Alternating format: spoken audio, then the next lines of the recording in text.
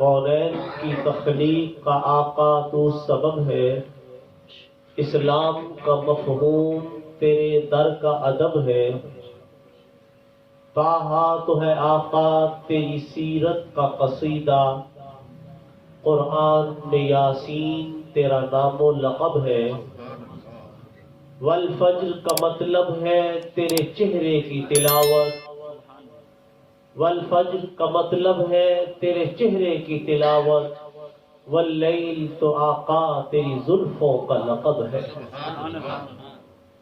انتہائی قابل ساز احترام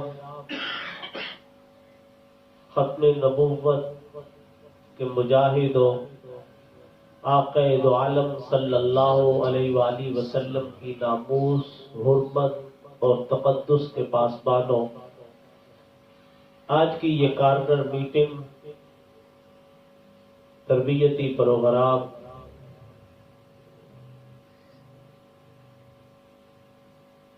اپنے اس مشن کو لے کر چلنے کے حوالے سے کہ جس کے لیے میرے نزدیک، میرے خیال میں نہیں بلکہ یقیناً جتنے ہم بیٹھے ہیں ہم میں سے ہر ایک نے زندگی بھر کا تہیہ کر رکھا ہے کہ اپنے اس مشن کو لے کر جب تک زندگی ہے، اللہ نے سانس دی ہے، انشاءاللہ آخری سانس تک حضور کی ختم نبوت کا تحفظ کرتے رہیں گے انشاءاللہ، اور اس پر اللہ کا شکر ادا کریں گے کہ اللہ ہمارا محتاج نہیں ہے۔ نبی رحمت کی حرمت، عزت میرے کام کرنے سے بڑھنی نہیں ہے، نہ کرنے سے گھٹنی نہیں ہے۔ قرآن میں اللہ نے فرما دیا وَرَفَعْنَا لَكَ ذِكْرَكَ،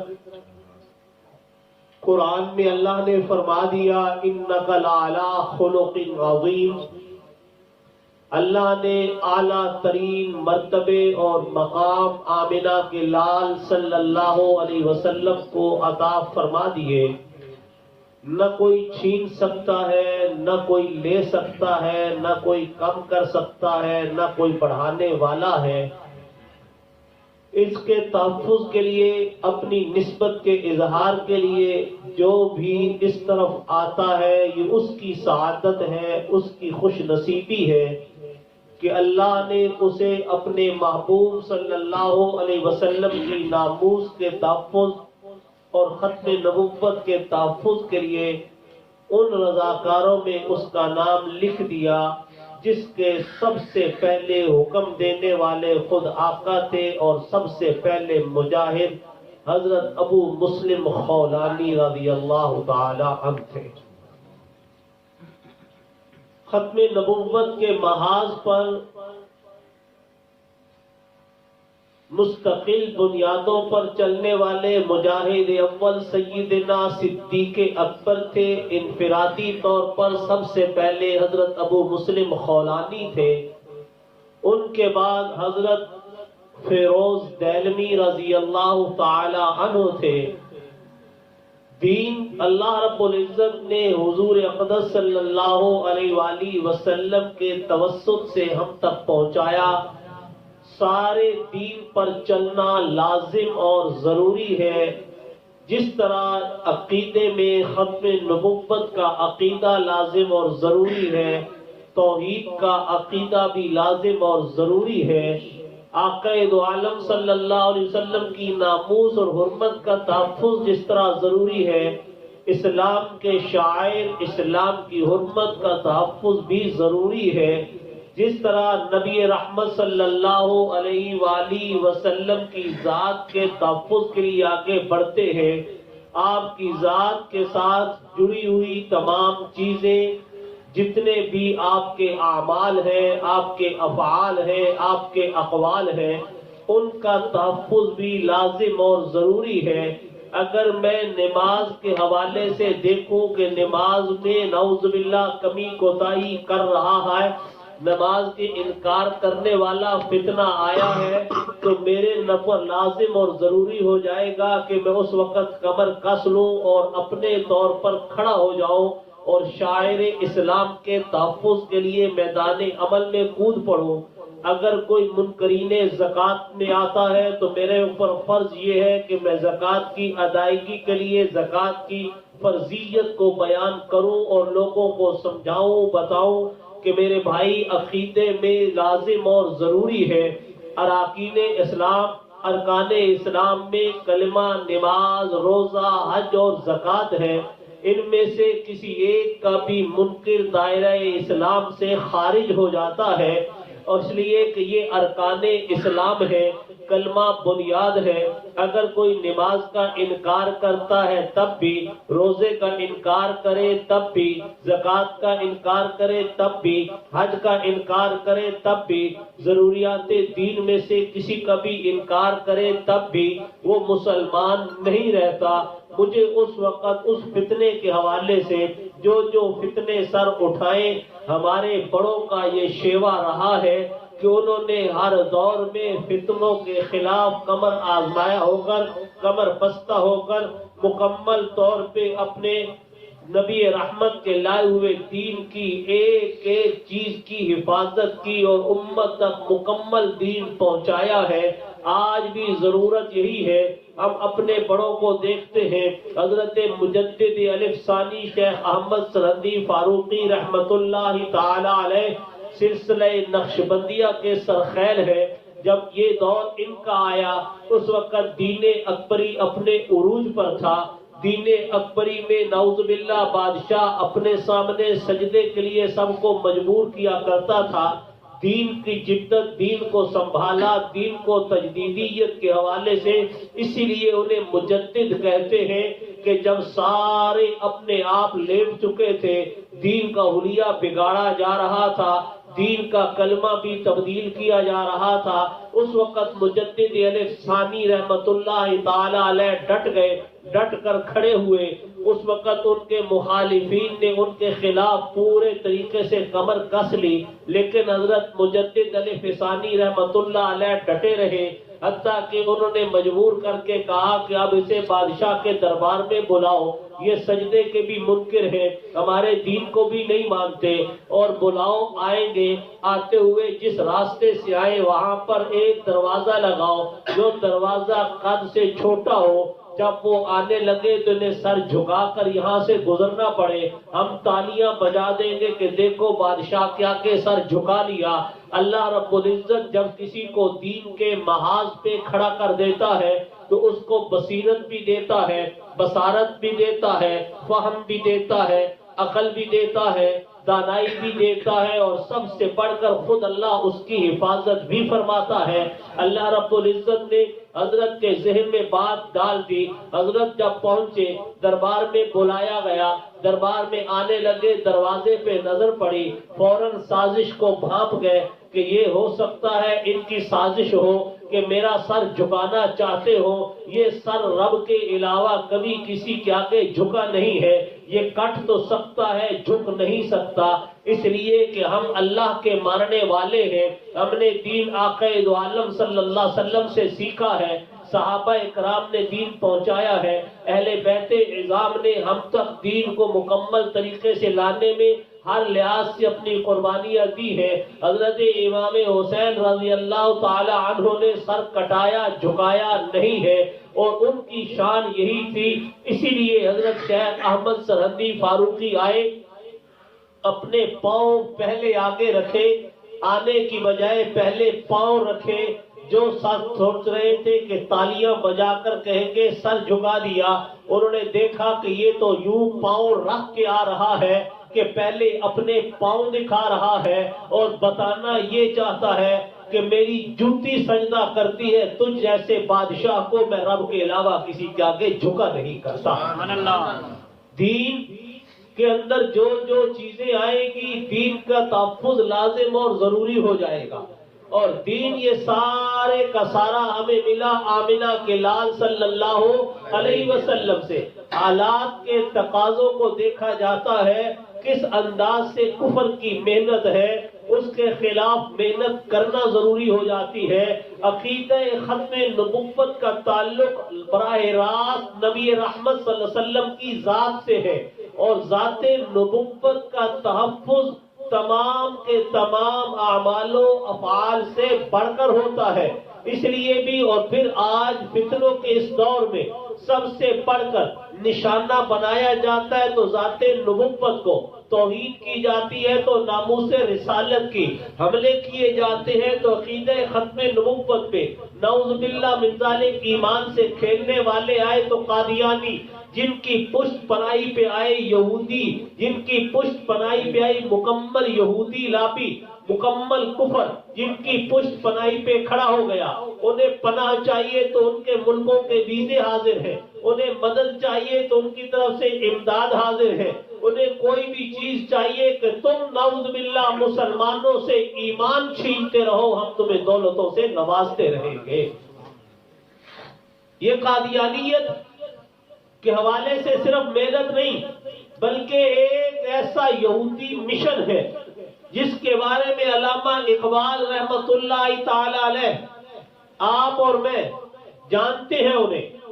توجہ صرف میری طرف رکھیے، سب بات آپ کی سمجھ میں آئے گی کہ آقا دو عالم صلی اللہ علیہ وسلم کے غمخوار، ایسے آقا دو عالم سے محبت کرنے والے، اتنا زیادہ آپ سے تعلق رکھنے والے کہ ان کی شاعری بتاتی ہے کہ علامہ اقبال کیا ہے. قادیانیوں نے ایک بار ولولہ اور جوش دکھا کر کہا کہ قائد اعظم علامہ اقبال تو نعوذ باللہ قادیانی اور مرزائی تھے، ان کے بارے میں پروپیگنڈا کیا. شروع میں علامہ اقبال کو پتہ نہیں چلا، انہوں نے اس کو پڑھا. پڑھنے کے بعد جب باقی تحریرات سامنے آئی، علامہ انور شاہ کاشمیری رحمت اللہ علیہ سے ملاقات ہوئی، انہوں نے ساری چیزیں کھول کر سامنے رکھی تو علامہ اقبال کا یہ جملہ پوری تاریخ کے اندر درج اور رقم ہے.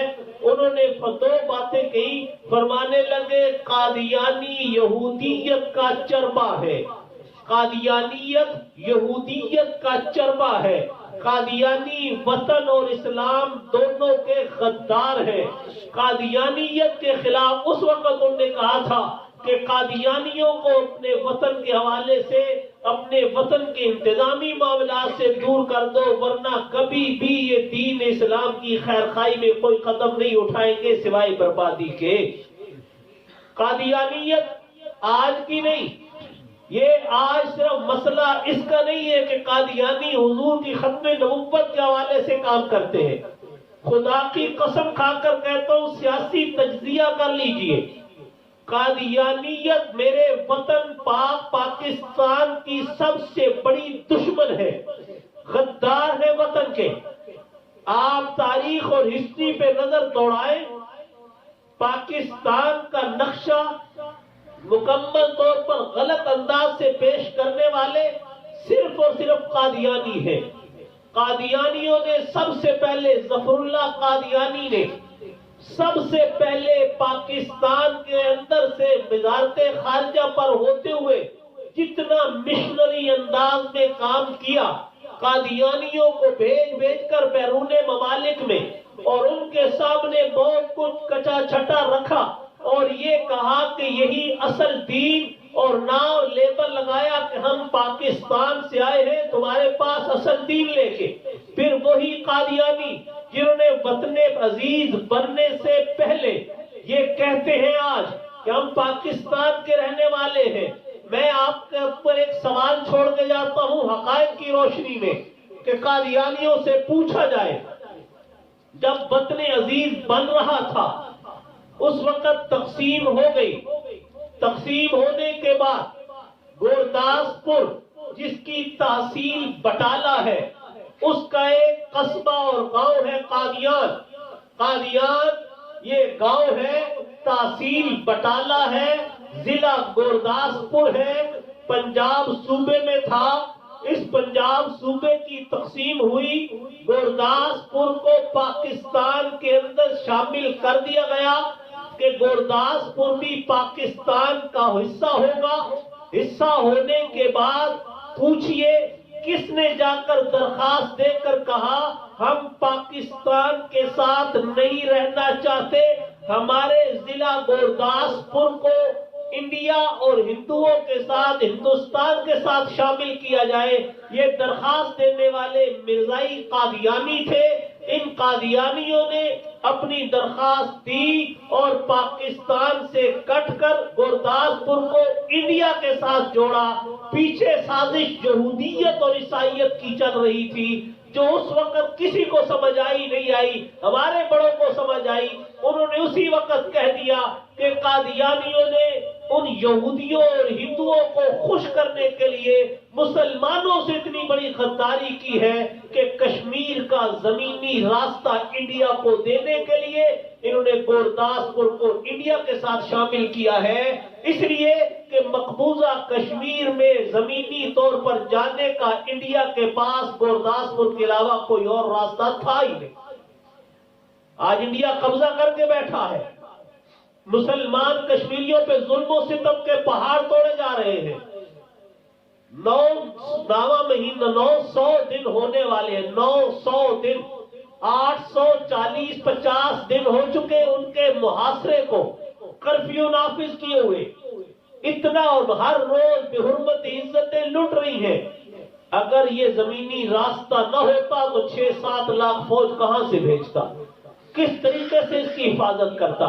یہ دھوکہ دے کر کہ کشمیر کا تنازع ہمیشہ رہے اور مسلمانوں کی نسل کشی انڈیا کرتا رہے، قادیانیوں نے غداری کی اور وہاں سے شامل کرایا، اور پھر مسلمان ادھر آئے تو ان مسلمانوں کے ایمانوں کو لوٹنے کے لیے قادیانیوں نے وہاں سے رخت سفر باندھا اور خود پاکستان آ گئے۔ قادیان کو شامل انڈیا سے کروا دیا، خود اٹھے پاکستان آ گئے۔ پہلے پہنچے بلوچستان کٹری کے علاقہ میں، جہاں آج ایک اور فتنہ ختم نبوت کا بھی منکر، دین کا بھی منکر، جسے ذکری فرقہ کہتے ہیں، اس ذکری فرقے نے وہاں جھوٹا بیت اللہ بنا رکھا ہے۔ 27 رمضان المبارک کی رات وہ طواف کرتے ہیں، حج کرتے ہیں اپنا، ان کا حج 27 رمضان کے حوالے سے ہوتا ہے۔ اس ملک پورے صوبے میں ان کے خلاف تحریک چلتی ہے۔ پہلے وہاں پہنچے، وہاں انہوں نے مختلف علاقہ گھیرنا چاہا، وہاں کے پٹھان کھڑے ہوئے، انہوں نے اس کے خلاف محاذ آرائی کی، وہاں سے دوڑے سندھ پہنچے، تو سندھ میں جہاں گوہر شاہی آیا، یہ گوہر شاہی بھی جھوٹا مادی ہونے کا دعوے دار، یہ ریاض احمد گوہر شاہی، اس نے بھی یہ کہا کہ نعوذ باللہ من ذالک، میری تصویر چاند میں نظر آتی ہے۔ اس کے خلاف سندھ کی عدالت میں مقدمے ہوئے، وہاں پر اس کو خلاف فیصلے آئے۔ اس گوہر شاہی نے آ کر کہا مجھ سے عیسیٰ علیہ السلام نے فلاں ہوٹل میں آ کر ملاقات کی اپنے آپ کو مہدی بنانے کے لیے۔ اسی گوہر شاہی نے یہاں جس علاقے میں گیا، وہاں پر قادیانی پہلے پہنچے سندھ کے علاقے میں، انہوں نے اس علاقے کو کور کرنے کے لیے سوچا کہ یہاں اپنی سٹیٹ بنا لیں، وہاں دال نہ گلی، تو اتنے میں سر ظفر اللہ قادیانی جو پہلا وزیر خارجہ تھا، 1 ٹکا 2 ٹکے 1 آنا 2 آنے، تو 2 آنے کا 1 ٹکا تھا، 2 آنے یعنی 1 ٹکا، 1 ٹکے پر انہیں 24 مربع سے زیادہ زمین 1 ٹکے قلعہ فی ایکڑ کے حساب سے لیز پر دے دی۔ یہ ساری چناب نگر رقبہ جو اس وقت ہے، اس کی ساری گرد و نواح کی ساری زمین سر ظفر اللہ قادیانی نے مرزائیوں کو 2 آنے ٹکا کے حساب سے دی، 99 سالہ لیز پر، کہ یہ تم لے لو۔ اور وہ سارے قادیانی وہاں پہنچے۔ وہاں آنے کے بعد قادیانیوں نے وہاں ساری زمین انجمن احمدیہ کے نام پہ کروائی کہ یہ ساری زمین انجمن احمدیہ کی ہے۔ پھر مرزائیوں کو کہا تم یہاں کے آباد ہو جاؤ، جس کے سٹیٹس کے اعتبار سے انہیں پلاٹ الاٹ کیے گئے، یہ مرلے کا 10 مرلے کا تم لو، یہ کنال کا تم لو۔ ایک شہر بنایا، شہر بنا کر کہا اس میں اب کوئی اور داخل نہیں ہو سکتا، کوئی مسلمان یہاں رہ نہیں سکتا، کسی مسلمان کو زمین ملے گی نہیں، جو قادیانی ہے صرف وہی آئیں گے، قادیانیوں کے علاوہ کسی کو وہاں نہ زمین، چونکہ اپنی نہیں، نہ کوئی بیچ سکتا ہے، نہ کوئی خرید سکتا ہے، نہ کوئی کرائے پہ دے سکتا ہے، اس لیے کہ یہ پلاٹ جیسے ہیں، یہ جس نے بنانا ہے بناؤ، تم رہو، تمہاری نسلیں رہیں، لیکن تم آگے بیچ نہیں سکتے، تم آگے اس کو فروخت اور یا کرائے پر نہیں دے سکتے، یہاں پر رہے گا تو وہی جو مرزا غلام قادیانی کا ماننے والا، یعنی صرف مرزائی قادیانی آئے، انہوں نے اپنی ساری کوٹھیاں بنائی، کوٹھیاں بنانے کے بعد پھر وہاں پر ایک قانون بنایا گیا، اپنی ایک عدالت قائم کی گئی۔ 1974 سے پہلے کے حالات پڑھیے، پاکستان کی تاریخ کو پڑھیں گے آپ تو پتہ ہوگا قادیانیوں کا یہ ربوہ جناب نگر کھلا شہر نہیں تھا، مسلمان داخل نہیں ہو سکتے تھے، جاسوسی کا نظام یہ تھا، گڈھے پہ کوئی اترتا تو اس کا پیچھا کیا جاتا، پکڑا جاتا، اگر آگے جاتا تو مارا جاتا، وہاں کوئی بات ہوتی، کوئی تھانہ، کوئی کچہری، کوئی عدالت نہیں تھی، وہاں سارے فیصلے ایوان محمود میں مرزا محمود جو ان کا خلیفہ تھا تیسرا، پہلا دوسرا خلیفہ، اس دوسرے خلیفے نے وہاں اپنا ایک عدالت کا نظام بنایا، ان کا محکمہ اپنا تھا، عدالت اپنی تھی، محکمے اپنے تھے، سارے فیصلے خود کیے جاتے تھے، مسلمانوں کو داخلے کی اجازت نہیں تھی۔ جناب نگر کا نام پھر انہوں نے، پہلے اس کا نام چک ڈھگیاں تھا، یہ چک ڈھگیاں گاؤں کا نام تھا، جناب نگر کے دریا کے پاس، دریائے چناب کے ساتھ چک ڈھگیاں، انہوں نے آ کر مسلمانوں کو دھوکہ دینے کے لیے پھر یہ کیا کہ اس کا نام خود ہی ربوہ تجویز کیا، ربوہ کر کے تجویز اس کو رجسٹر کروایا، اور کیا پیچھے حقیقت کیا تھی، لوگوں کو دھوکہ دینے کے لیے کہتے کہ جناب ہمارا نام ربوہ اس لیے ہے کہ یہ ربوے کا نام قرآن میں آتا ہے، اور قرآن میں کہا گیا کہ مسیح موعود جہاں پہ آئے، حضرت مریم لے کے آئی، وہ مقام ربوہ کا تھا۔ 18واں پارہ، 18ویں پارے میں جہاں سے سورت آگے شروع ہوتی ہے، جس کو ثانیہ سورت نور، سورت نور سے پیچھے پچھلی ایک رکوع آگے پڑھیں گے تو وہاں پر آپ کو سورہ نور سے پچھلی سورت میں آتا ہے وَآوَيْنَاهُمَا إِلَىٰ رَبْوَةٍ ذَاتِ قَرَارٍ وَمَعِينٍ، یہ 18ویں پارے کی آیت، اس میں جو حافظ بیٹھے ہیں انہیں سمجھ آئی ہوگی۔ وَآوَيْنَاهُمَا إِلَىٰ رَبْوَةٍ، ربوہ کسے کہتے ہیں؟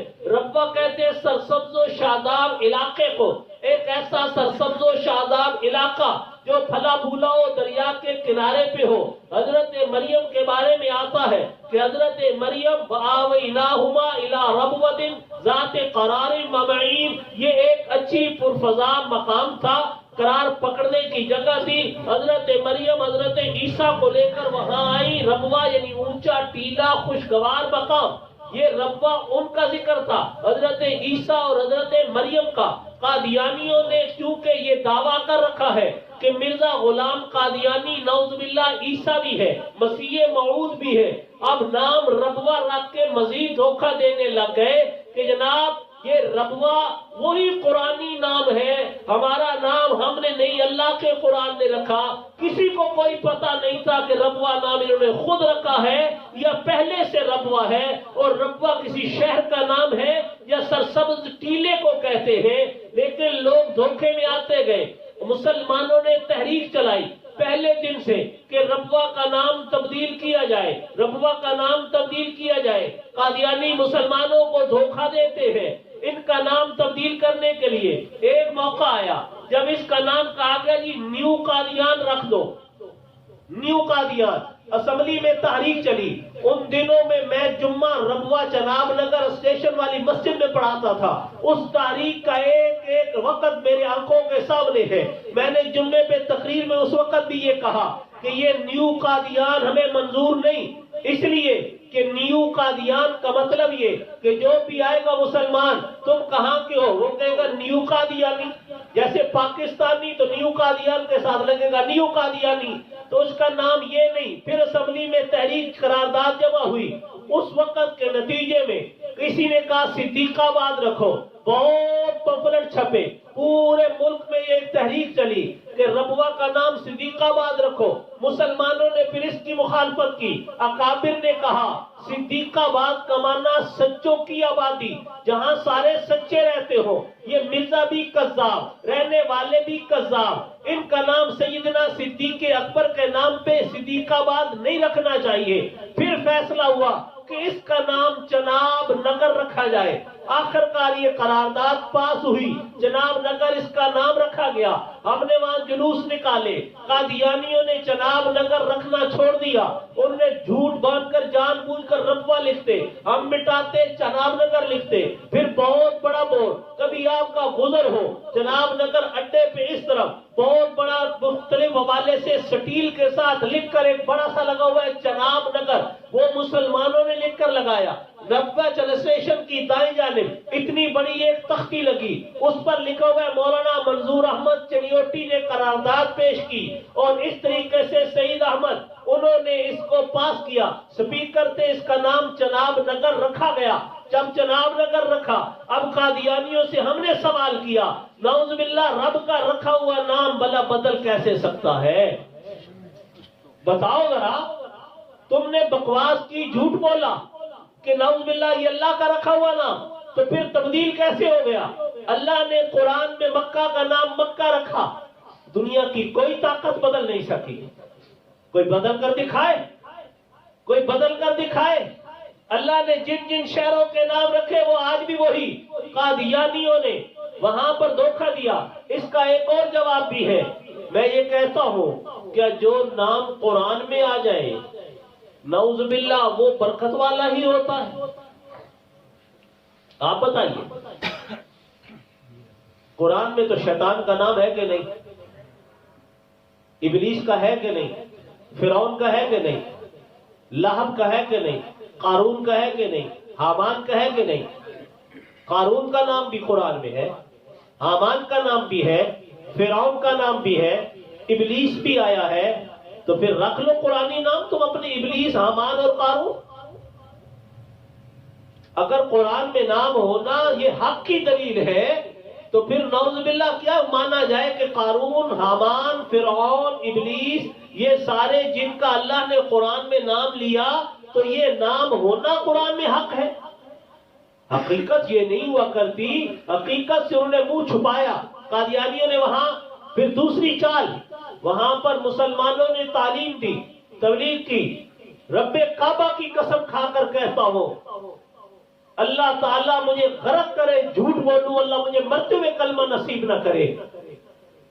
میرے پاس جمعہ پڑھنے وہاں جتنے انتظامی مشینری کے لوگ تھے، بینکوں میں ملازمین اور یا سرکاری عمارتیں جتنی تھی ان کے ملازمین مسلمان ہوتے، وہ جمعہ پڑھنے آتے تھے، اپنی اپنی سٹوریاں سناتے کہ اکثر یہاں پہ ہوتا کیا ہے۔ وہاں آپ جائیں تو آپ کہیں گے وہ جمعے کا وقت، جمعے سے پہلے سارا جناب نگر بند، کہیں کوئی گانے کی آواز نہیں، کہیں کچھ نہیں۔ لوگوں کو کہیں گے اصل اسلام تمہارے پاس ہے۔ محلوں کا نام دار الرحمت غربی، دار الرحمت شرقی، مختلف انداز سے لیبل چسپاں۔ اب ہم نے جب تحقیق کی تو پتہ چلا کہ خدا کی قسم یہاں سب سے زیادہ بدماشیاں جناب نگر میں ہوتی، ہم اس کے گواہ ہیں۔ موقع نہیں ہے، میں آپ کو اپنی آپ بیتی سناتا ہوں ہمارے ساتھ کیا کیا ہوا۔ لیکن قادیانیوں نے وہاں دھوکہ دے کے لوگوں کو تباہ کرنے کے لیے پہلے جناب نگر میں آئے۔ جناب نگر اب مسلمانوں نے دعوت دینی شروع کی، وہاں پر انہوں نے مسلمانوں کو برگلانا شروع کیا۔ آپ اسٹیشن پہ جائیں، اسٹیشن سے صرف آگے حسین آباد کا حسین کالونی آتی ہے، اس طرف قادیانیوں کا سارا جناب نگر، آگے مسلم کالونی، درمیان میں جتنا حصہ، وہاں پہ کسی مسلمان کو کرائے پہ بھی کوئی دکان دینے کے لیے تیار ہے، کوئی ایک بھی مسلمان نہیں۔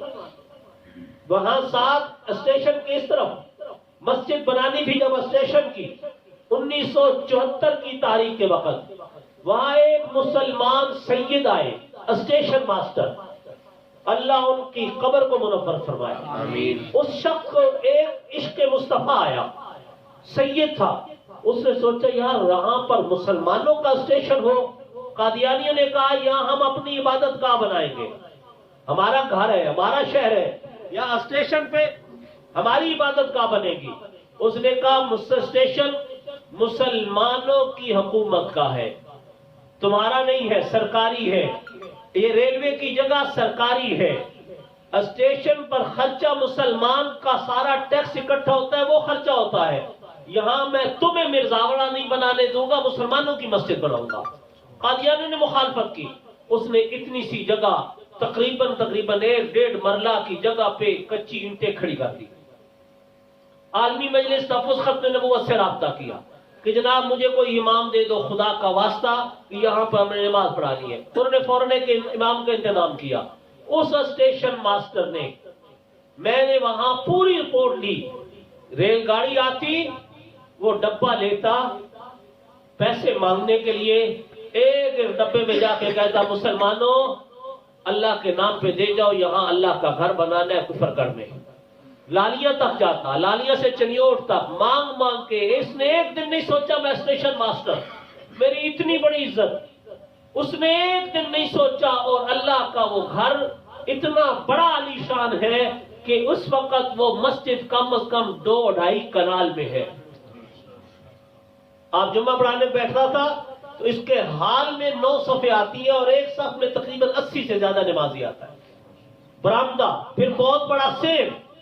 وہاں پر نماز پڑھانے جب بیٹھتا تھا جمعے تو سامنے ان کا کنجر خانہ لنگر خانے کا بورڈ نظر آتا تھا قادیانیوں کا. قادیانیوں نے وہاں پابندی لگا رکھی تھی. مسلمانوں نے وہاں مسجد پہلی بنائی. یہ مسجد بنی 1976 کی تحریک چلی. اسٹیشن پہ مسلمانوں کو مارا گیا. اسٹیشن کی اس مسجد میں پہلی مسجد بننے کے بعد پھر وہاں پر کوئی نہیں. پھر کمیٹی بنی، کمیٹی پہ جھگڑا. کمیٹی بالکل ان کے فضل اسپتال جہاں پر ایمان لوٹا جاتا ہے دل کے آپریشن کے حوالے سے اور مسلمانوں کو لوٹنے کے لیے ناری آتا ہے، وہاں پر اس کے ساتھ کمیٹی ہے. کمیٹی میں مسجد بنی تو مسلمانوں نے جھگڑا کر کے وہ کمیٹی کی مسجد بھی الحمدللہ مسلمانوں کے پاس ہے، وہاں بھی مسلمان. اس میں بھی آگے پھر اس طرف آئے. ان کا جہاں دوزخ اور جنت کا مقبرہ کی حدود ختم ہوتی ہے وہاں پر مسلمانوں نے جگہ خریدی. جگہ خرید کے وہاں بخاری عطا اللہ شاہ بخاری رحمت اللہ کے نام پہ وہاں مسجد بنائی، بخاری مسجد. پھر آگے چلے کوٹ مساوا، چناب نگر سے ادھر آگے نکلے کوٹ مساوا، وہاں مجلس آرار اسلام کی بہت بڑی ختم نبوت کی مسجد. آگے مسلم کالونی وہاں مسلمانوں نے بنائی. لیکن جب وہاں مسلمان دعوت دیتے، اب کسی قادیانی کو توفیق ہوتی سوچتا میں ایمان لے آؤں تو قادیانی کہتے بوریا بستر اٹھا، یہ جگہ تیری نہیں ہے، جگہ جماعت کے نام پہ ہے. پہلے اس کو مارتے ہیں، پھر کہتے ہیں بچیاں لے، سب کو لے نکل جا. وہ سوچ میں پڑ جاتا ہے کہ میں نے سارا لاکھوں روپیہ لگا کے اپنے کوٹھی بنائی، اب یہ زمین میرے نام تو ہے نہیں. وہ چپ کر کے بیٹھ جاتا ہے، کلمہ پڑھنے سے محروم ہو جاتا ہے. یہ سازش ہے، یہ قادیانی اس انداز سے سازش. وہاں پہ اس وقت آج تک ہم تاریخ چلا رہے ہیں کہ ربوہ چناب نگر کی زمین کے ملکیتی حقوق دیے جائیں. رہتے قادیانی ہے، ملکیت کی جنگ ہم لڑ رہے ہیں. ہمیں اس لیے لڑ رہے ہیں کہ جہاں رہنے والوں کو جب ملکیتی حقوق مل جائیں گے، وہاں رہنے والے مالک بن جائیں گے تو پھر ان پر ایمان پیش کیا جائے گا تو بہت سارے مسلمان ہو جائیں گے. انہیں پتہ ہوگا کہ مکان ہمارا اپنا ہے، اب ہمیں کسی کا مائی کا لال بھی وہاں سے نکال نہیں سکتا. یہ تاریخ آپ سمجھتے ہیں کہ مختلف چھوٹی سی ایک مذہبی تاریخ، سیاسی تاریخ اتنی. وہاں پر مسلمانوں کو ہرانے کے لیے قادیانی گٹھ جوڑ سب سے زیادہ عروج پہ ہوتا ہے. قادیانیت وہاں پہ فیصلے کرتی ہے. اس وقت بھی چناب نگر کے اندر مکمل طور پر اسرا سارا کچھ تھا. جب 65 کی جنگ ہوئی پوری مسلمان قوم مٹھی ہو کر کھڑی تھی اور وہاں پر اس وقت سب سے مضبوط ترین بیس آپ کی سرگودا کی ایئر بیس تھی. اور سرگودا ایئر بیس کا کسی ہندو کو آج تک پتہ نہ چل سکا کہ آتے کہاں سے جہاز اور جاتے اچانک غوطہ لگاتے گم ہو جاتے ہیں. انہیں پتہ نہیں چلتا تھا یہ بیس کہاں ہے، پہاڑوں کے نیچے کس طرف، وہ راستہ کون سا تھا. کئی جہاز حملہ کرنے آئے، تباہ و برباد ہوئے، حتیٰ کہ ڈر کے بھاگے، کوئی راستہ نہیں. مسلمانوں نے، پاکستان گورنمنٹ نے اعلان کیا کہ رات کو بالکل مکمل تاریکی ہو، کوئی آگ بھی نہ جلائے، کوئی دیا بھی نہ جلائے، کوئی بلب بھی نہ جلائے، تاریکی کا اعلان تھا۔ جو بڑے بیٹھے انہیں پتہ ہوگا، میری اس وقت اپنے تو پیدا نہیں ہوا تھا، ہم نے جو سنا کہ 65 کی جنگ میں مسلمان ایک مٹھی تھے، اور اس وقت خدا کی قسم قادیانی ربوہ میں رات کو روشنیاں کر کے رکھتے تھے تاکہ ہندوستان سے آنے والے طیاروں کو پتہ چل جائے کہ یہ راستہ سیدھا سرگودا کو جاتا ہے۔ یہ غدار، وطن کے غدار، دین کے غدار قادیانیوں نے اس وقت یہ سازشیں کی۔ ادھر گٹھ جوڑ انڈیا سے کیا، مرزا محمود مرنے کے بعد اس کو وہاں چناب نگر میں جنہوں نے بہشتی جنتی مقبرہ بنا رکھا ہے وہاں پر دفن کیا گیا۔ تو اس نے کہا میری قبر پہ لکھ دو، کیا لکھ دو؟ لکھ دو کہ میرا مردہ یہاں امانتاً دفن کیا جا رہا ہے، جب اکھنڈ بھارت بنے گا میری میت کو یہاں سے لے جا کے قادیان میں دفن کیا جائے۔ ان کی کتابوں میں لکھا ہے کہ ایک دن نعوذ باللہ اللہ تعالیٰ نے برباد کرے، بکواس کر کے یہ کہتے ہیں کہ ایک دن پاکستان ٹوٹ کر بھارت بنے گا، اکھنڈ بھارت کا خواب۔ یہ میرے ملک اور وطن کے دشمن، دین کے دشمن، نبی رحمت صلی اللہ علیہ وسلم کی ناموس اور حرمت کے دشمن۔ ہم اس لیے نہیں کہتے صرف ایک طرف سے ہمیں چوٹ ہے، خدا کی قسم یہ تو ہمارے وطن کے بھی سب سے بڑے غدار اور دشمن ہے۔ ان کے خلاف سب سے زیادہ کام کی ضرورت اس لیے بھی پیش آئی۔ پھر ڈاکٹر عبد القدیر نے لکھا کہ یہ اسی ترتیب پہ سازشیں کرتے رہے، اور بالآخر جب ایٹمی پلانٹ بن رہا تھا، آپ کو اس کی تاریخ کا پتہ ہوگا، بھٹو دور میں جب ڈاکٹر عبد القدیر کو لایا گیا تو اس وقت بھی بہت سارے مخالفت کرنے والے تھے، بنانے نہیں دے رہے تھے۔ تاریخ پڑھ لیجئے، میں چھوڑ کے جا رہا ہوں تاریخ کے طالب علم کے لیے، پوری پڑھے بے شک۔ پھر آخرکار بھٹو کی خواہش تھی کہ بنے، اس نے ڈاکٹر عبد القدیر سے کہا، ڈاکٹر عبد القدیر نے کہا کہ یہ جو نیچے میں آپ نے جن کے سپرد کیا ہوا ہے نا، ان میں سے ایک بھی نہیں چاہتا کہ پاکستان ایٹمی قوت بنے، میں بنا سکتا ہوں، سب کچھ کر سکتا ہوں۔ بھٹو نے اسی وقت کہا اچھا اجلاس بلاؤ، ساروں کو چھوڑا، عبد القدیر، غلام اسحاق خان اور یہ ایک بندہ اور بٹھایا اور کہا ڈاکٹر صاحب آپ نے بنانا ہے، آج سے فل انچارج آپ ہیں، کوئی آپ سے میرے علاوہ پوچھنے والا نہیں ہے، آپ کو کوئی روک نہیں سکتا، ٹوک نہیں سکتا۔ سب سے زیادہ قربانی اس وقت غلام اسحاق خان نے بھی دی۔ پھر یہ کوئٹہ ایٹمی پلانٹ کے حوالے سے ایٹم بم بنا، پاکستان ایٹمی قوت بنا۔ ڈاکٹر عبد القدیر رو رو کے کہتا تھا کہ انڈیا جب 65 سے 66 میں اس نے جب دھماکہ کیا اور اپنے طور پہ اس نے ایٹمی قوت بن گیا، اور اس وقت سے میرے دل میں یہ تھا کاش پاکستان بھی ایٹمی قوت بن جائے اور انڈیا کے دانت کھٹے کر سکے۔ غداری کون کرنے والے تھے؟ قادیانی۔ قادیانیوں نے، ڈاکٹر عبد القدیر خان لکھتے ہیں کہ پھر ہمارے اس پورے کوئٹہ ایٹمی پلانٹ کا ایک راز اور نقشے تھے۔ میں جب امریکہ کے دورے پہ گیا، پورا ماڈل ایک جگہ بنا پڑا، میرے عقل دنگ رہ گئی۔ میں نے کہا یہ کون لایا ہے؟ میں ادھر سے مڑ کے آیا تو ادھر سے ڈاکٹر عبدالسلام قادیانی، جو اس حوالے سے سائنسدان تھا جسے انہوں نے نوبل انعام یہودیوں نے دیا، وہ قادیانی جو ہمارا وطن چھوڑ کے گیا تھا۔ جب 1974 میں بھٹو نے قادیانیوں کو غیر مسلم اقلیت قرار دیا، ڈاکٹر عبدالسلام پاکستان چھوڑ کے باہر چلا گیا، وہاں گیا۔ اس کے بعد بھٹو نے 76-77 میں اسلامی سربراہی کانفرنس اور سائنسدانوں کی بلائی اور اسے دعوت نامہ بھیجا، تو ڈاکٹر عبدالسلام نے لکھ کر بھیجا تھا کہ نعوذ باللہ میں اس لعنتی سرزمین پر قدم نہیں رکھوں گا جب تک یہاں پر قادیانیوں کے حوالے سے جو فیصلہ ہے وہ واپس نہیں لیا جاتا۔ ڈاکٹر عبدالسلام قادیانی نہیں آیا تھا، چھوڑ کے چلا گیا، لیکن کوئٹہ کا نقشہ سارا پہنچا دیا۔ ڈاکٹر عبد القدیر خان کہتے ہیں کہ یہ دھوکہ اسلام کے نام پہ، دھوکہ تو تھا ہی صحیح، وطن کے اندر غداری، وطن کے اندر تباہی و بربادی، وطن کے اندر ہر سازش کے پیچھے قادیانی نظر آتا ہے۔ فرقہ واریت میں الجھانے والے قادیانیت ہے۔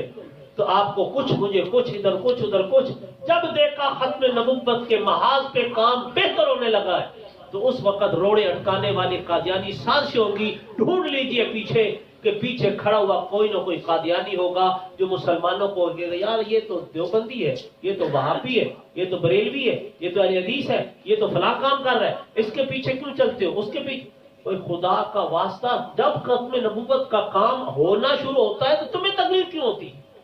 اس سے پہلے کوئی نہیں تھا.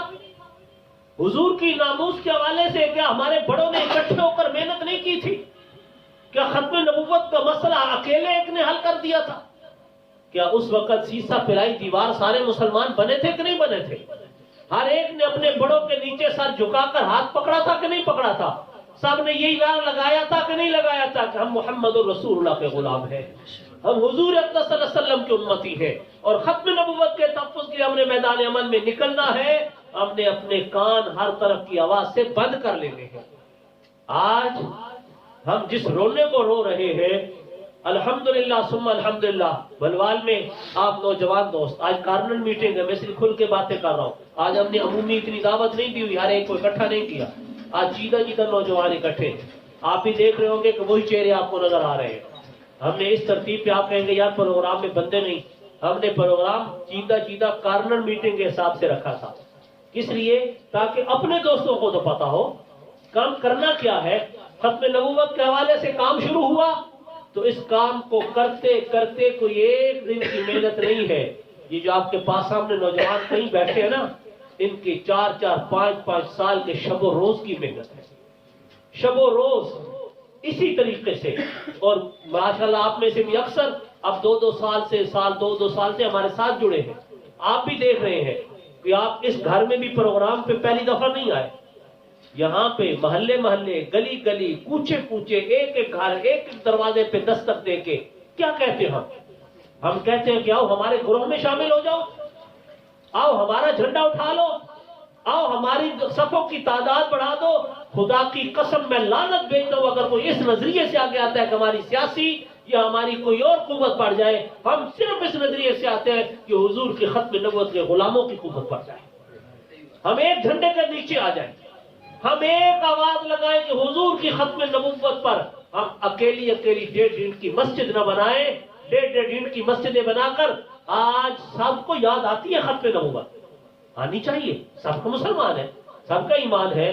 ختم نبوت یاد آئے تو جو ختم نبوت کے محاذ پہ چل رہا اس کے دست و بازو بن جاؤ، اس کے دست و بازو بن جاؤ. جائے کہ اس کے راہ میں روڑے اٹکانے لگ جاؤ. ختم نبوت کے محاذ پہ آپ لوگ چلے.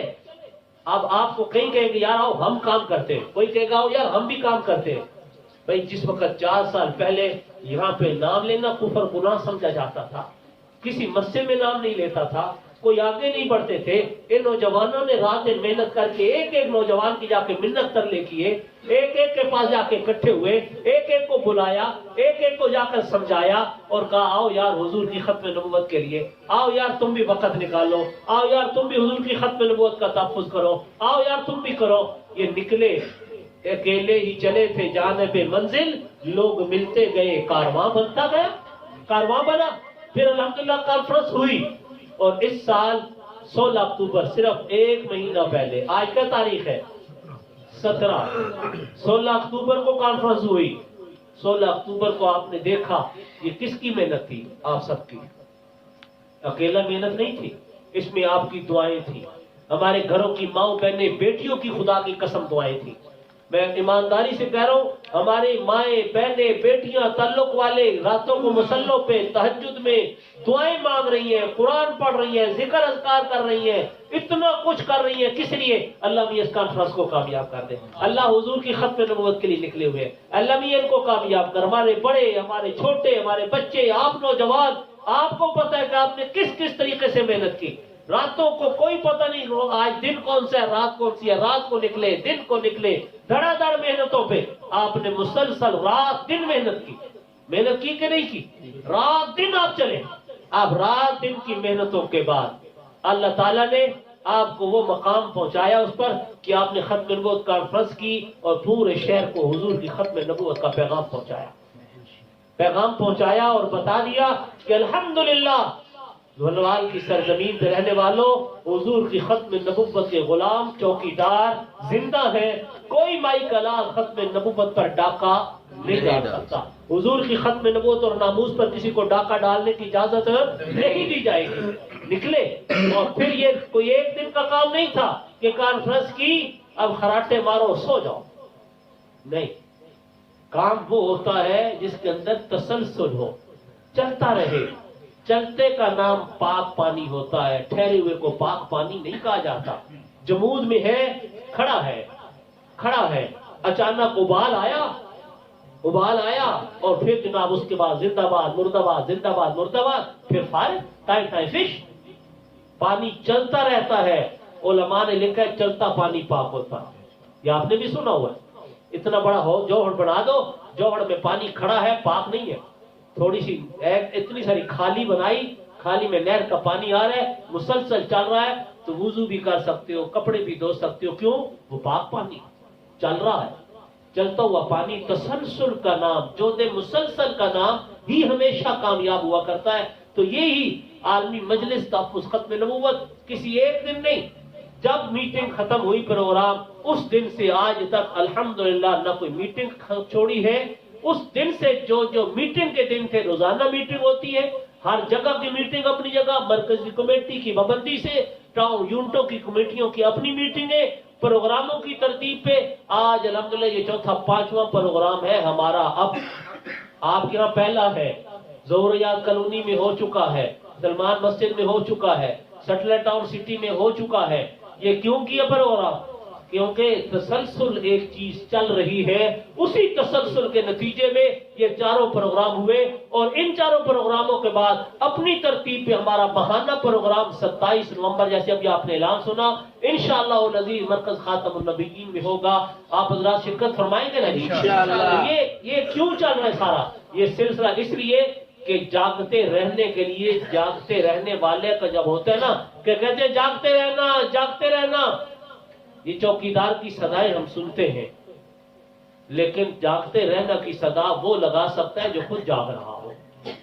جو خود سو جائے وہ نہیں کہہ سکتا جاگتے رہو. خود جاگنا پڑتا ہے، خود صدا دینے کے لیے جاگنا پڑتا ہے.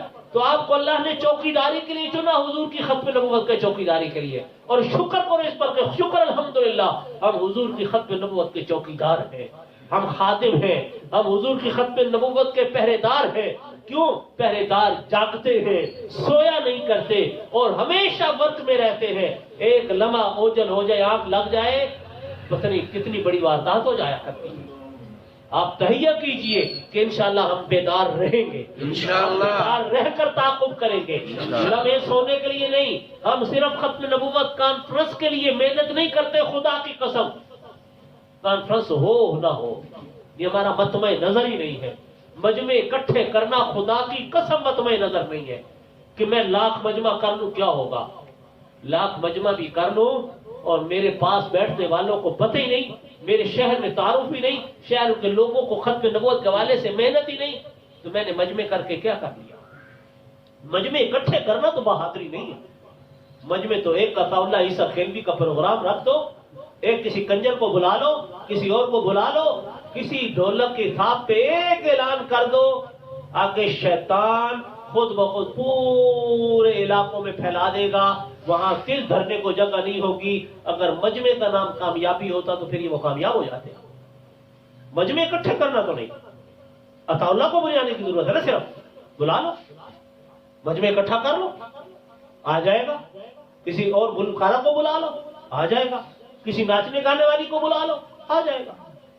ہم تو جو مجمع نہیں، ہم تو دعوت کس لیے؟ ہم اپنی محنت کر کر کے ساتھیوں کو آخر میں کہتے ہیں آؤ تمہیں اپنے بڑوں کے حالات سنائیں، اپنے بڑوں کی زیارتیں کروائیں، آؤ تمہیں اس محاذ پہ کام کرنے والے مولانا اللہ وسایا جیسے لوگ، حضرت مولانا جو آئے تھے احمد میاں تھانوی، آپ نے دیکھا بزرگ 70 نہیں 80 سال کے قریب عمر، چڑھ نہیں سکتے، 2 بندوں کے سہارے پہ اٹھا کر سٹیج پہ لائے.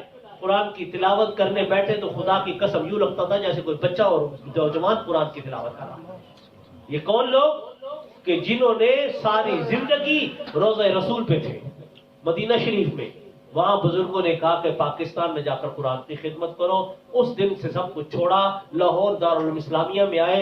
یہ قاری اسرار اللہ فاروقی صاحب، قاری ادریس آصف صاحب، قاری انوار الحسن صاحب، یہ قاری عطا المنان صاحب، قاری اکمل الحسن صاحب. اس وقت جتنے بڑے بڑے نام آپ کو پاکستان میں قاریوں کے نظر آتے ہیں، خدا کی قسم سب کے استاد یہ تھے. ہم نے ان کی منت کی، تشریف لائیے.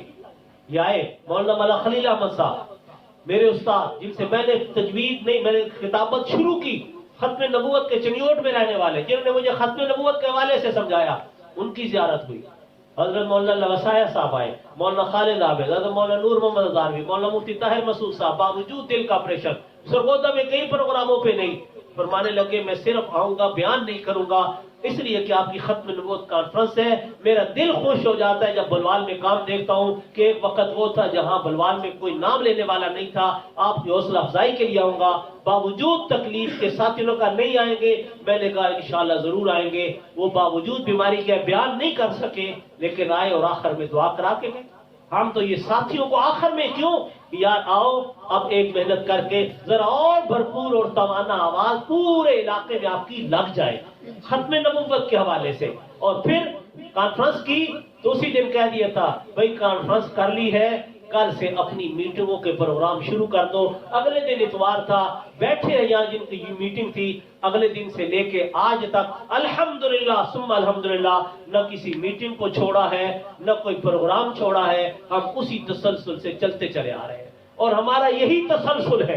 ہم نے اسی طریقے سے کیوں آپ کو آج کہنا یہ تھا کہ یار آپ ڈھیلے نہ ہو۔ جن کی میٹنگوں میں بعض ساتھی بہت سارے جو میٹنگ کمیٹی کے ممبران نہیں ہیں لیکن ختم نبوت کے ممبر تو ہیں، حضور کے غلام تو ہیں، ختم نبوت کے رضاکار تو جتنے بیٹھے ہیں۔ اگر میں غلط کہہ رہا ہوں تو مجھے بتا دیجئے، یا جو کہتے ہیں واقعہ ہم ختم نبوت کے رضاکار ہیں وہ ہاتھ کھڑا کر کے کہیں ہم حضور کے ختم نبوت کے رضاکار ہیں، ختم نبوت کے چوکیدار ہیں۔ اللہ ہمیں اسی پہ رکھے، اسی پہ موت نصیب فرمائے۔ یہ لگے ہیں سارے آپ دوست، اس انداز سے ہم محنت کریں، آپ دوستوں کو اور آگے پہنچائیں کہ اپنے اپنے محاذ پہ اپنی اپنی جگہ پہ ہر ساتھی کہے کہ میں مستقل ایک ذمہ دار ہوں۔ اب میری عمر 1 سال 2 سال ہو چکی ہے اس محاذ پہ کام کرتے ہوئے، تو مجھے اب پروگرام کا انتظار نہیں کرنا بلکہ پروگراموں کی دعوت دینی ہے۔ میں کئی چہرے دیکھ رہا ہوں یہاں پہ، وہ ایک آج مجھے 1.5-2 مہینے بعد ان کی زیارت ہو رہی ہے، باقی جگہوں پہ نظر نہیں آئے۔ مرکز میں کبھی آنا، مرکز میں آنا، لٹریچر کے لیے آنا، کبھی پروگرام میں آنا، قرب و جوار میں، کانفرنس کے موقع پہ میں انتظار کرتا رہا کہ یہ چہرے آئیں گے اور کہیں گے جناب ہماری ڈیوٹیاں لگاؤ، لیکن شاید کوئی راستے میں رکاوٹ ہو یا شرم ہو یا حجاب ہو، تو اب میری گزارش یہ کچھ حجاب کو بھی اتار دیجیے، اس حجاب کو اتار کے آئیے، اپنے طور پہ آگے بڑھ جائیے اور کہیے کہ ہمیں پہلی صفوں میں کھڑا کیا جائے، ہم آگے بڑھنا چاہتے ہیں، ختم نبوت کے بعد پہ آگے جانا چاہتے ہیں۔ تو نیت کرتے ہیں سارے انشاءاللہ۔ جو ڈھیلے ڈالے سست بیٹھے ہیں وہ بھی نہ جی، وہ میری بات وہ بھی سمجھ رہے ہیں جن کے کانوں تک جا رہی ہے، انہیں بھی سمجھ آ رہی ہے جنہیں میں مخاطب ہوں۔ وہ کہتے وہ یہ نہ کہ ہم سے کچھ کہا ہوتا، ہم سے سنا ہوتا، غیروں سے کہا تم نے، غیروں سے سنا تم نے۔ میں تو اپنوں سے کہہ رہا ہوں، اپنوں سے ہی سنوں گا، نہ غیروں سے کہتا ہوں نہ غیروں سے کہنے کی عادت ہے۔ ہمارا محاذ آرائی کسی سے نہیں، کوئی ہمارا مخالف نہیں، کوئی ہمارے مقابل نہیں، ہم حضور کی ختم نبوت کے چوکیدار ہیں۔ خدا کی قسم جو ہمارے ساتھ چلے گا ہم اس کے جوتے اٹھانے کے لیے تیار ہیں، اور اگر اس میں رکاوٹ بنے گا تو جوتے مارنے کے لیے بھی تیار ہے کہ نہیں ہے؟ ہاں، صرف جوتے اٹھاتے ہی نہیں، ہم اٹھا کے مار بھی دیا کرتے ہیں، لیکن کب؟ جب مخالفت میں آتا ہے۔ آؤ حضور کے چوکیدار بنو۔ عطا اللہ شاہ بخاری کہتے تھے خدا کی قسم ہم تو جو کتا قادیانیوں کی طرف منہ کر کے بھونکے گا ہم اس کتے کو بھی اپنے ساتھ لے گئے۔ کیوں؟ حضور کے دشمن کو بھونکا تو ہے، بھونکا تو ہے۔ کسی نے کہا حضرت فلاں کو آپ نے ساتھ لیا ہوا ہے، تو فرمانے لگے یہ کتے تو نہیں ہے نا، چلو انسان تو ہے، بھونک رہے ہیں نا، قادیانیت کو خلاف بات تو کر رہے ہیں۔ حضور کی ختم نبوت کے محاذ پہ کوئی بھی کسی قسم کا حوالہ یہ ہمارے لیے ضروری۔ قادیانیت ختم نبوت کا کام یہ اس لیے بھی کہ یہ وطن کے بھی غدار ہیں، یہ دین کے بھی غدار ہیں، تو یہ پروگرام اس لیے بھی ہوتے ہیں کہ آپ کو آگہی دی جائے۔ آج میں نے بالکل اپنے انداز اور ترتیب سے ہٹ کر باتیں کی ہیں، تھوڑی سی کڑوی لگی ہو تو میں معافی پہلے ایڈوانس مانگ لیتا ہوں، لیکن کہنا صرف یہ ہے کہ اب آپ نے جو ستو پیے ہوئے چھوڑ دیجیے، جاگ جائیے۔ موسم ٹھنڈا ضرور ہے لیکن علامہ احمد علی لاہوری رحمۃ اللہ علیہ جب انہیں جیل کی کوٹنی میں بند کر کے پکڑ کے گئے نا تاریخ میں، اور خدا کی قسم برف کی سلوں میں لٹا دیا، تو لوگوں نے پوچھا حضرت آپ کو برف کی سلوں میں جب لٹایا تو پھر کہنے لگے ان کافروں نے تو سوچا تھا اس کا جسم ٹھنڈا کر دیں، خدا کی قسم جب انہوں نے برف کے بلاکوں میں لٹایا میرے ایمان کی چنگاری اور روشن ہو گئی۔ یہ کون لوگ تھے؟ جن کو نظر آتا تھا، انہیں پتا تھا غازی علم الدین کی طرح کہ جلے ہو ایک کو کام تے ہوش نال کیتا ہے، ایک کو کام تے ہوش نال کیتا ہے۔ تم اس میں بھی کہتے ہو کہ میں گواہی دے دوں کہ پیچھے ہٹ جاؤ؟ نہیں، حضور اقدس صلی اللہ علیہ وآلہ وسلم کی ختم نبوت کے محاذ پہ کام، حضور اقدس صلی اللہ علیہ وسلم کی ختم نبوت کے لیے کام، اللہ کا چناؤ ہوتا ہے، اللہ تعالیٰ کام لیتے ہیں، اس کے لیے انتظار نہیں کیا جاتا، آگے بڑھا جاتا ہے۔ اپنے محلے میں دوست ہیں آپ کے، ان سے پوچھو یار پروگرام کب ہو رہا ہے، یار ہمارے یہاں پروگرام کیوں نہیں ہو رہا، یار پروگرام کرنا کب ہے، مرکز میں پروگرام کب ہے، اور پروگرام کب ہے؟ تو آئندہ آپ خود خبر گیری رکھیں گے یا ہمیں خبر دینی پڑے گی؟ خود خبر گیری رکھیں گے، خود خبر گیری رکھیں گے اور خبریں ہم بھی دیں گے۔ اب ہمارا پروگرام کب ہو رہا ہے؟ کہاں پہ؟ سارے نہیں بول رہے، ایک آواز ہو تو پتہ چلے۔ کس تاریخ کو؟ اگلے سال یا اس سال؟ کہاں پہ؟ مرکز خاتم النبیین۔ جو نہیں آئیں گے ہاتھ کھڑا کریں۔